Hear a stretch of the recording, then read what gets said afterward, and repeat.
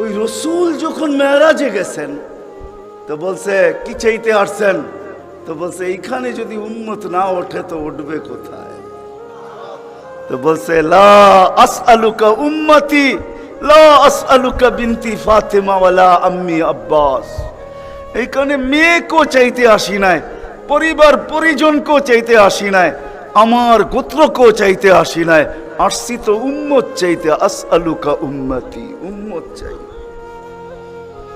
উম্মত চাই। আবার যুক্তিও দিতেছেন, লজিক দিতেছেন। আনতা রব্বুল করিম আনা নবিয়ুর রহিম, আপনি রব্বে করিম আগে, আমি নবী রহিম পিছে।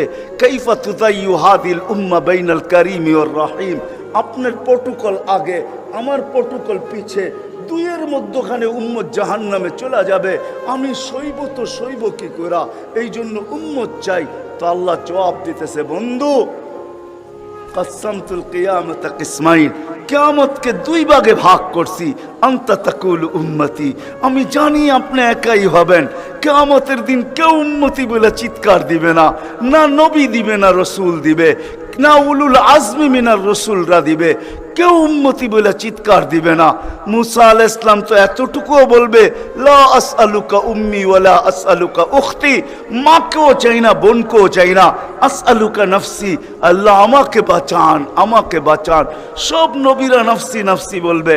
আমি জানি কিয়ামতের দিন আপনি কবর থেকে উঠবেন তো চিৎকার দিতে দিতে উঠবেন উম্মতি উম্মতি। ওয়া হুয়া ইয়াবকি ওয়া ইয়াকুল, কানতে কানতে উঠবে আর চিৎকার দিতে দিতে উঠবে, জিবরিল আইনা উম্মতি আইনা উম্মতি। ওয়াসালা শাফিরি জাহান্নাম, উম্মতকে পলসেরাতের কিনারে চলে গেছে, আমার উম্মত কোথায়, তুমি একা কেন আসছো? তো জিবরিল আলাইহিস সালাম সান্ত্বনা দিবে, বিইজ্জতিল্লাহি ওয়া জালালি মা শাক্কাল আরদা আহাদুন ইনতা আনতা, আপনি ব্যতীত জমিনের উপরে কেউ ওঠে নাই, উম্মত উঠলো কোত্থেকা? আর পলসেরাতের পাড়ে গেলই বা কোত্থেকা? আপনি শান্ত হন, এখন পর্যন্ত উম্মত ওঠে নাই। যে কবর থেকে এই অবস্থায় উঠবে, তা আল্লাহ বলে, বন্ধু কিয়ামতকে দুই ভাগে ভাগ করছি, আমি জানি আপনি একা উম্মতি বলে চিৎকার দিবেন, আর কোন নবীও দিবে না, রসুলও দিবে না। আমি রসুলুল্লাহর দয়া বুঝাইতে চাইতেছি আপনাদেরকে, যে কেমন দয়ালু ছিলেন, কোন দয়া নিয়ে আমাদেরকে বুঝাইছেন। হায় হায় হায় হায়, সত্য এটাই।